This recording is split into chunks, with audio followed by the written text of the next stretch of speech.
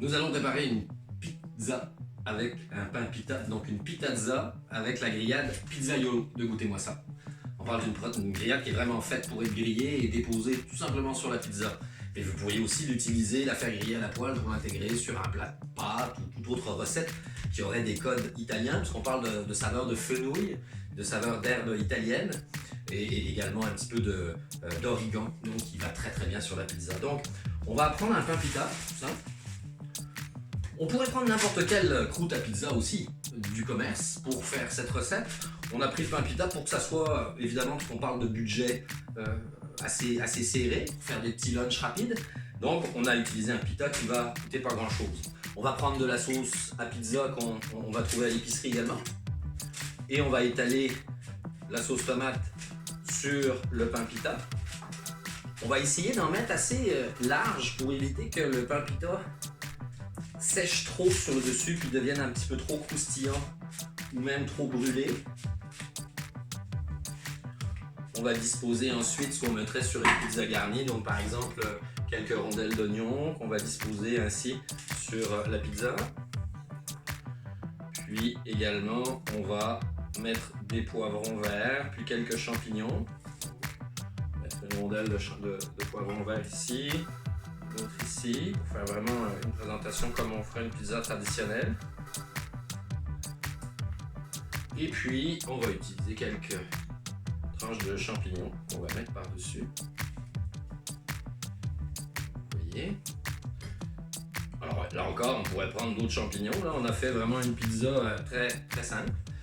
Et on va mettre du fromage. On parle de fromage végétalien, du fromage à base de végétaux, à base de plantes.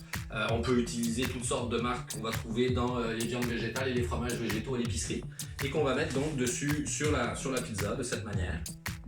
Pour avoir vraiment un résultat le plus fondant et le plus gratiné possible, comme on fera avec n'importe quelle autre pizza. Okay.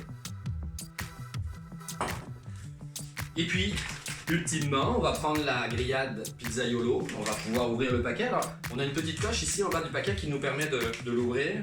Et donc, de cette manière, on va pouvoir prendre ce que je vais faire, c'est que je vais prendre un petit plat ici pour défaire bien la pizzaiolo. Parce que la grillade, vous allez voir, on a mis une texture qui est un petit peu plus fine. Et donc, on va être en mesure de d'émietter le tout pour vraiment faire comme une sorte, je vais vous montrer un petit peu plus proche. On voit vraiment la texture de la pizzaiolo qui ressemble un petit peu comme à une viande émiettée, on va dire, et qu'on va pouvoir, une fois qu'on l'a bien défaite comme ça, on va être en mesure de la disposer comme on le ferait avec une viande hachée sur la pizza elle-même.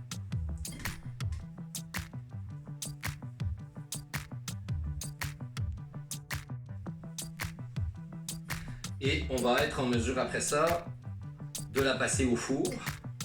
Alors évidemment, on fait préchauffer le four assez fort avant pour avoir une chaleur qui va être relativement intense, qui va nous permettre de gratiner le dessus assez rapidement pour pouvoir avoir un résultat satisfaisant. Donc on s'en va au four. Donc on a une pizza, comme vous pouvez le voir, qui ressemble vraiment à une pizza européenne, mais je dirais. Et puis on va avoir un produit qui va avoir, comme on a mis à peu près la moitié d'un paquet, on pourrait avoir une portion pour une personne. Donc évidemment, on peut penser à deux pizzas, une pizza par personne, en mettant chacun son demi-paquet de grillade pizzaiolo. Alors on peut évidemment la couper par la suite. Et on va donc obtenir une pizza. Mais vous aurez remarqué que j'en ai fait une autre tout à l'heure.